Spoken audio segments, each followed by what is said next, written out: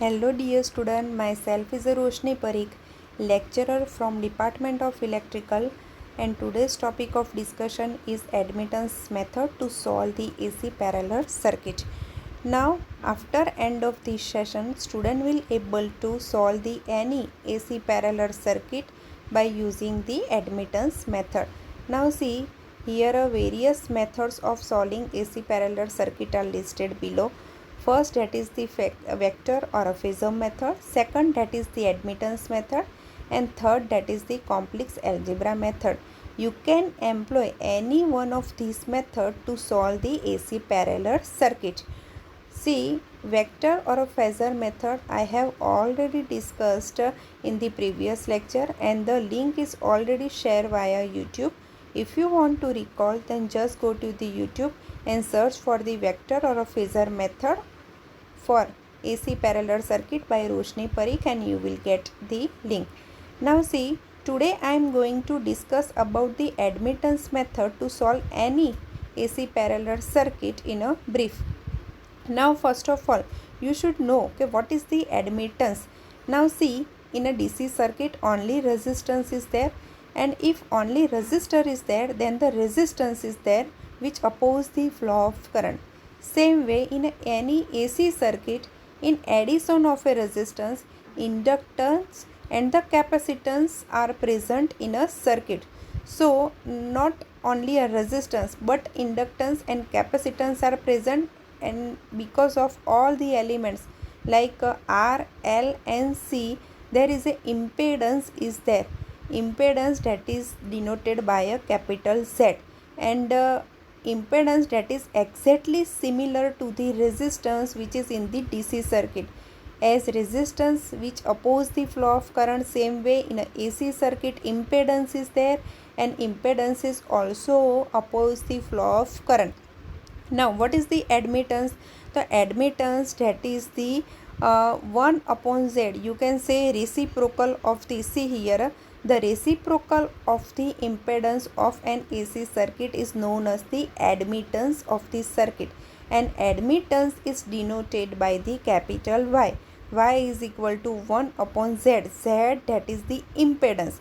As impedance which oppose the flow of current, now admittance that is the reciprocal of the impedance. So what will happen? Okay, admittance that is the ability of a AC circuit which allows, which helps to flow in the current. So Y that is the 1 upon Z means admittance that is the reciprocal of the impedance, and it's the ability of the circuit due to which it allows the alternating current to flow through it. Now we already know that okay, unit of the impedance that is the ohm. So reciprocal of the impedance, so 1 upon ohm that is the mho. So mho that is the unit of the admittance, and now new unit that is the Siemens. Now how to solve the any AC parallel circuit by the admittance method, let's discuss.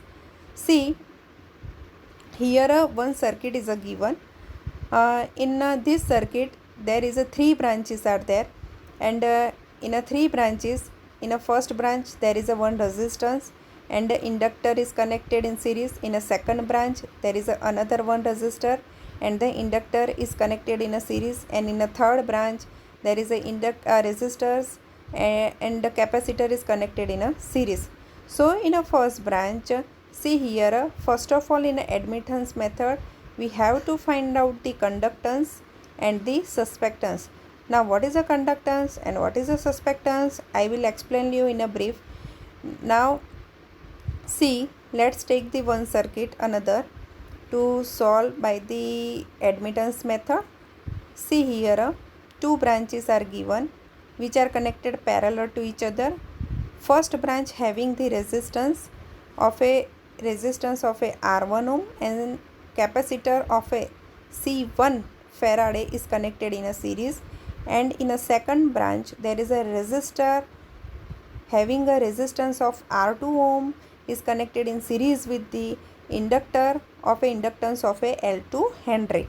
Now both branch are connected parallel to each other, and this parallel connection is given to the connected to the AC supply.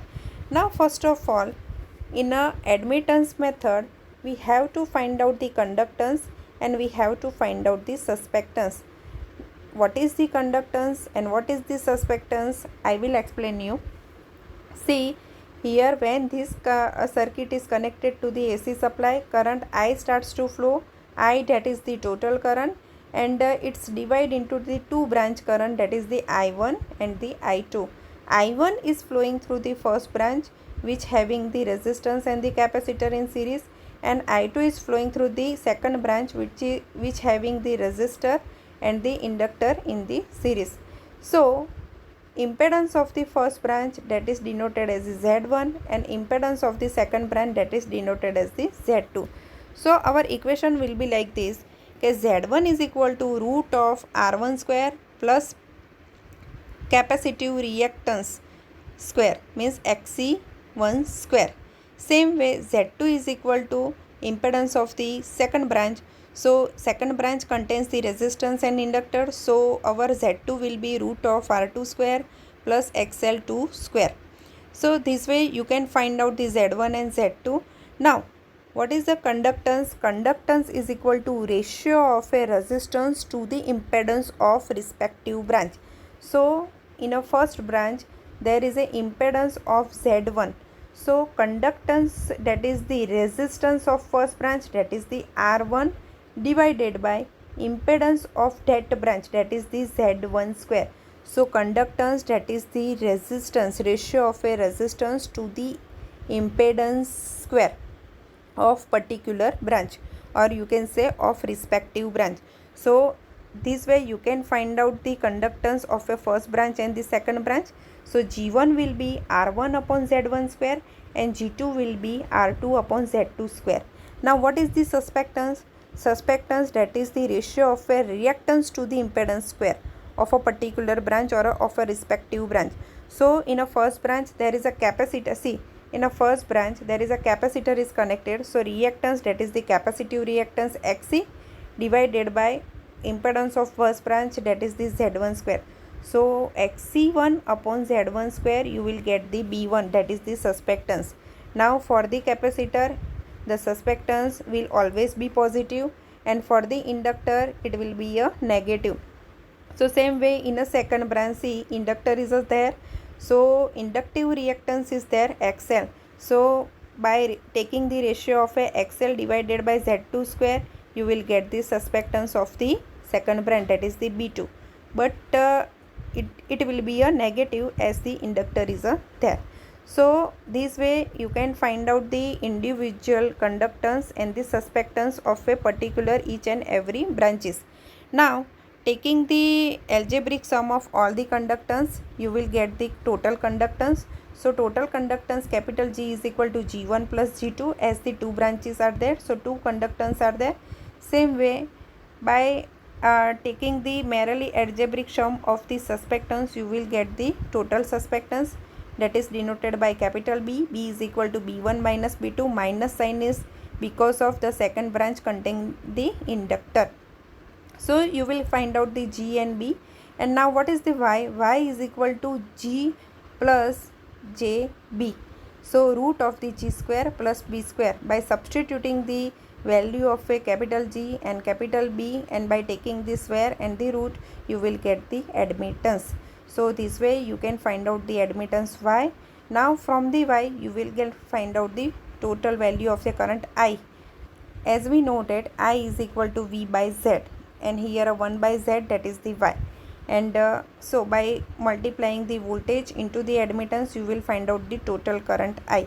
Same way, phase angle phi is equal to, by taking the tan inverse B by G. So this way you can find out the phase difference too, and power factor, that is the cos phi. Now see, here a admittance triangle is given. We know that what is the impedance triangle. If RL series circuit is there, then the impedance triangle in a first quadrant. If RC circuit is there, then the impedance triangle in the fourth quadrant. And if RLC circuit is there, then either in a first quadrant or in a fourth quadrant, as per the XL is greater than XC, whether it is XL is greater than XC or XC is greater than XL. So see here, If we consider a RL series circuit is there, then what will happen? See here, a figure A indicate impedance triangle in a first quadrant. So on the x-axis R is there, on the y-axis XL is there, and here Z is given. So now admittance triangle, that is the reflections of the impedance triangle. So admittance triangle that always lies into the fourth quadrant if impedance triangle in first quadrant.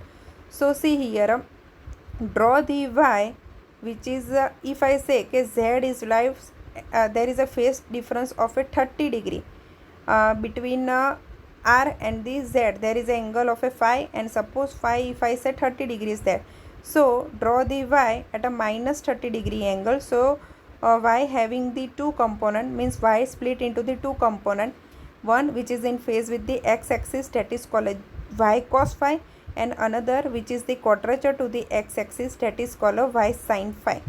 So that this way y split into the two component, one in phase with the x-axis and another which is the quadrature to the x-axis, y cos phi and y sin phi. So see here, what is the y cos phi? As we know that, substitute the value, y is equal to what? 1 upon z. And what is a cos phi? So cos phi is equal to what? The cos phi is equal to, we know that as per the impedance triangle, see here a phi is there, so cos phi is equal to r by z. So substitute here, cos phi is equal to r by z. So conductance G is equal to r by z square, and z, that is the impedance, so it will be given by r square plus x square. Same way, what is the susceptance? Susceptance is equal to y sin phi. Y is equal to 1 upon z. Sin phi is equal to, see here in an impedance triangle, what is the sign? Sin is equal to opposite side divided by z. So XL, or you can say XC divided by z. So here x divided by z. So finally you will get x divided by z square. So say this way, this is the conductance, this is the susceptance. Conductance means a ratio of a resistance to the impedance square, and the susceptance is equal to ratio of a reactance to the impedance square. So by find out the G and B for each and every branches, and taking the algebraic sum of all the G and all the B, you will get the total G, total conductance, and the total susceptance. And from this you can finally find out the admittance Y, that is equal to G plus JB. So root of G square plus B square.